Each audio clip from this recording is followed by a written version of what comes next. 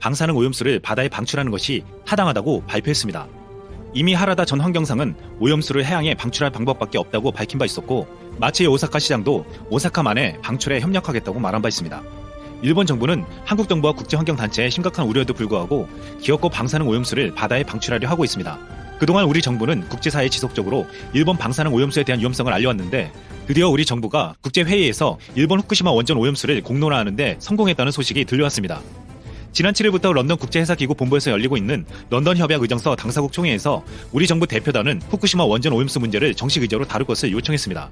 국제해사기구 IMO는 해상에서 안전, 보안과 선박으로부터 해양 오염 방지를 책임지는 국제연합 산하의 전문 기구입니다.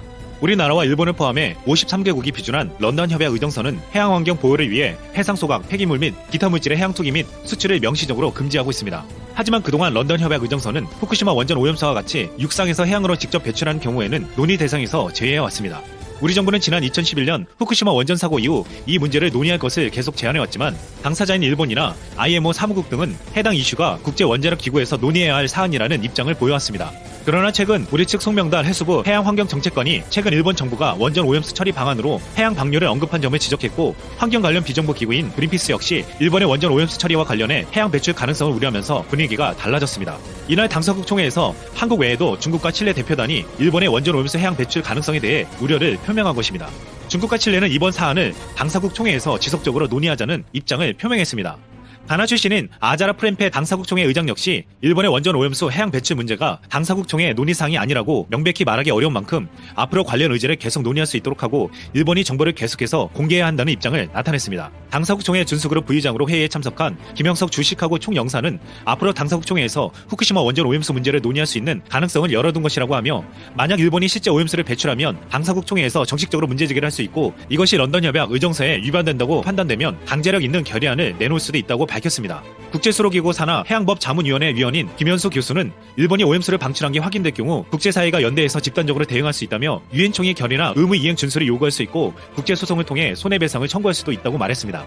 일본 정부는 방사능 오염물질 중 다른 방사능 물질 처리는 다 끝났고 바다로 유출되는 삼중 수소만 남았다고 했습니다. 하지만 얼마 전 도쿄전력 내부 문서에서 일본 정부가 인정한 삼중 수소 외에 다른 방사성 물질도 포함된 것이 밝혀져 일본의 주장은 거짓말로 드러났습니다. 도쿄전력의 올 3월 기준 방사능 오염 수치에 따르면 삼중 수소의 기준치 최대 50배 초과를 비롯해 트론툼은 14,400배를 초과하는 등 오염물질의 농도가 심각한 수준이었습니다. 이들 오염수가 실제 태평양에 방출되면 북태평양 해류를 따라 미국 캘리포니아 인근을 돈 후 한국까지 흘러오게 됩니다. 일부 지류는 곧바로 한반도 인근에 들어올 수도 있습니다. 어느 정도 위험할지도 모르는 오염물질이 태평양 전체를 오염 지역으로 만들어 버릴 수도 있다는 것입니다. 일본 정부는 오염수 처리 방안으로 크게 5가지 대안을 고려하고 있었는데 각각 어느 정도 비용이 드는지 산출된 금액이 알려졌습니다. 첫 번째, 오염수를 지하에 약 100년간 보관해 방사선 반감이 이루어진 후 배출하는 방안은 6조 9천억 원이 소요되고, 두 번째, 희석 후 바다에 방출하는 방안은 가장 낮은 378억이 소요됐습니다. 세 번째, 오염수를 끓여 공중에 수증기로 배출하는 방안은 3,884억, 네 번째, 수소화에 방출하는 방안은 1조 1,131억, 다섯 번째, 콘크리트와 섞어 고체화해 지하에 묻는 방안은 2조 8,196억 원이 드는 것으로 조사되었습니다. 이 5가지 중 바다에 버리는 것이 비용 면에서 가장 저렴했습니다. 그것 때문에 일본이 돈만 보고 바다에 방출하려 한다는 의심을 받으며 비판받고 있습니다. 전문가들은 가장 돈이 많이 드는 100년간 지하에 보관 후 방출하는 방법이 가장 안전하다고 말하고 있습니다. 하지만 일본은 분명 이처럼 더 안전한 방법을 선택할 수 있는데도 비용 때문에 가장 싼 방법을 선택하고 있습니다. 일본은 돈을 아끼려고 전 세계를 방사능에 오염시키는 범죄를 저지르려 하고 있는 것입니다. 일본은 이 비용을 아끼려다 앞으로 엄청난 대가를 치르게 될지 모릅니다. 이상 쓸멍이었습니다. 에 관여해달라는 요청을 받았다는 것이죠. 하지만 트럼프는 일본도 미국의 개입을 원한다면 관여를 하겠다고 했습니다. 또 트럼프는 한일 양국 간의 협의를 통해 문제가 해결되기를 바란다고 했는데요. 언론은 불가피할 경우 개입할 수도 있다는 의지를 밝힌 것으로 보았습니다. 사실 얼마 전까지 미국은 양국의 문제에 관여하지 않는다고 했습니다. 김현정 국가안보실 2차장이 미국을 방문해 외교전을 펼쳤지만 아무런 성과가 없었습니다. 미국의 입장은 한일 양국이 알아서 스스로 해결하라는 것이었습니다. 이것은 우리가 아니라 일본의 아베가 바라던 바였습니다. 그렇다면 트럼프는 침묵하다가 왜 입을 열게 된 것일까요? 일본은 반도체 소재를 수출 규제하면서 18일까지 자신들의 요구안을 받아들이라고 했습니다. 한국 경제의 가장 치명적인 지점을 공격해 자신들의 뜻을 관철하라는 것이었죠. 이에 문재인 대통령은 긴급 대책회의를 하고 분주하게 움직였는데요. 지난 18일 정의영 청와대 국가안보실장의 한 발언이 큰 파장을 일으켰습니다. 일본이 화이트리스트에 대한민국을 배제할 경우 한일 군사정보보호협정 파기를 검토하겠다는 것이었습니다. 우리가 한일 군사정보보호협정 파기 카드를 갖고 나오자 일본이 놀라는 기색이 역력해졌고 가만히 있던 미국이 나서 한일 군사정보보호협정 연장을 지지한다고 밝혔습니다. 심상정 정의당 대표는 한국과 안보협력을 하지 않겠다는 일본과 군사협력을 할 필요가 없고 해서도 안 된다고 하며 결연한 의지로 아베의 버르장머리를 고쳐놔야 한다고 주장한 바 있습니다. 한일 군사정보보호협정은 미국에 있어서 굉장히 중요한 협정입니다. 이 협정은 한미일 삼각 안보축의 핵심으로 동북아 안정을 위해 북핵을 억제하고 점점 힘이 커져가는 중국을 견제할 수 있는 아주 중요한 수단입니다. 일본에게도 중요합니다.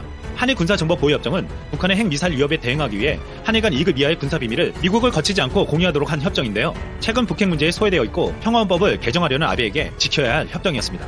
미국의 외교 전문가 스콧 스나이더는 한국이 미국의 중재를 이끌어내기 위해 지렛대로 활용하고 있다는 의견을 밝혔는데요. 한국이 이 협정이 깨질 수도 있다는 위기감을 줘서 미국의 중재를 끌어내려 한 것으로 본 것입니다. 한일 분쟁이 시작되자 일본의 한 한국인 교수는 충격적인 분석을 내놓은 바 있습니다. 아베의 대한국 수출 규제는 트럼프의 동조 아래 진행됐다는 의견이 지배적이라는 이야기였죠. 아베는 이미 오래전부터 미국을 자신의 편으로 만들어왔습니다. 아베는 일본의 평화헌법을 개정하여 전쟁을 할 수 있는 보통국가로 만들려고 하고 있는데요. 여기에 이 헌법을 주도해 만든 미국의 인정이 필요했습니다. 전범국인 일본을 견제했던 미국은 현재 일본이 내신 군대를 갖추길 바라고 있습니다.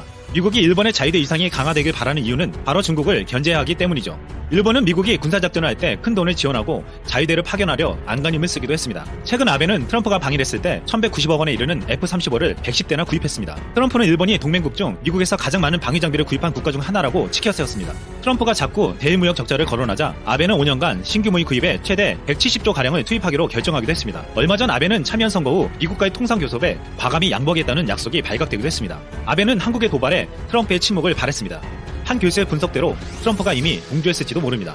하지만 우리가 꺼내놓은 한일 군사정보보호협정 폐기는 아베에게 큰 부담을 느끼게 만들었고 트럼프가 나서지 않을 수 없게 만들었습니다. 한일 군사정보보호협정은 미국과 일본이 반드시 지켜야 할 협정이었기 때문입니다. 이 협정이 흔들리고 한미일 공조가 깨질 수 있다는 위기감은 아베의 계획에 균열이 가게 만들었고 심각한 압박을 주고 있습니다. 이상 쓸모왕이었습니다. 대표적인 동유럽 사회주의권 국가였던 폴란드 인민공화국이 붕괴되었는데요. 이러한 흐름을 이어서 헝가리 인민공화국, 동독, 루마니아 사회주의 공화국 등에서 일당제에 대한 대중들의 반대 여론이 형성되었고 광범위한 시민들의 저항 운동이 시작되면서 동유럽과 기타 지역의 공산 정권을 붕괴되는 결과를 낳았습니다. 그 후 1990년에는 독일이 통일을 했으며 1991년 소비에트 연방이 해체되는 수준을 밟게 되었습니다. 그리고 이러한 역사적 사건을 1989년 혁명이라고 부릅니다. 그런데 이 혁명은 북한에게도 영향을 미쳤는데요. 80년대 말 사회주의권 국가들의 붕괴와 중국의 개혁 개방 경제 정책을 본 북한은 대외 관계에 적극적인 관심을 갖게 됩니다. 특히 지리적으로 가깝고 앞선 기술과 자본이 있어 경제 지원을 받을 가능성이 있는 일본이 그 첫째 대상이었죠. 또한 한국 정부의 국방 정책에 대한 외교적 대응이라는 측면도 있었습니다. 이것이 북한의 상황이었고 일본 역시 탈냉전 이후 전개될 세계 질서의 흐름을 위해 북한과의 새로운 관계를 모색하기 시작했죠. 이에 따라 89년 3월 다케시타 노부루 일본 수상은 국회 발언을 통해 북한을 포함한 한반도에 대한 과거 식민지 지배를 반성한다는 신견해를 밝혔고 북한과의 수교 협상의 틀을 마련하고자 했습니다. 이때 일본의 사회당이 북한과 일본 정부의 중재 역할을 수행했고 결국 사회당을 포함한 자민당과 북한의 노동당이 북일 수교 3당 공동선언을 하면서 본격적인 협상에 착수하게 되었습니다. 여기서 특히 이 선언을 이끌어낸 인물로는 북한과 일본 양 국가 모두 가네마루 전 부총재를 뽑는데요. 그는 12선에 성공했던 의원이었고 내각에 깊숙이 개입하는 등 막구 실력자로 유명했습니다. 어쨌든 가네마루 부총재는 자민당과 사회당 의원들을 이끌고 방북한 후 북일 관계 개선에 합의했고 그 이후 자민당 내에서 친북 인사로 알려졌습니다. 한편 그의 이러한 친북 성향은 자녀들에게까지 이어진 것으로 보이는데요. 실제로 제1조선인 총연합회 계열인 조선신보 보도에 따르면 2014년 일본 도쿄에서 김정일 서거 3주기 추모위원회가 결성되었을 때 가네마루 부총재의 차남 가네마루 신고가 위원장이 추대됐고 이를 보면 자녀들이 친북 성향을 갖고 있다는 것을 알 수 있습니다. 그리고 최근 가네마루 신고가 60여 명의 방북단을 이끌고 9월 14일부터 19일까지 5박 6일간의 방북길에 올랐는데요. 방북단은 17일 평양에서 가네마루 전 부총재 탄생 105주년 축하 연회를 열 계획으로 북한을 방문했고 추가적으로 북한 외무성 고위 관계자인 송일호 일본 국교 정상화 담당 대사와 면담까지 예정되어 있었습니다. 그리고 평양 방문 직전 기자들과의 인터뷰에서 가네마루 신고는 일본과 북한 사이에 현안은 많지만 그 중에서도 국교 정상화를 해결하는 것이 가장 급선무라고 강조하면서 아베 신조 총리의 전제 조건 없는 정상회담 제안을 북한 측이 어떻게 평가하는지 물어보고 싶다고 밝혔습니다. 그리고 5박 6일의 일정이 지난 후 그 결과가 현재 다 드러났는데요.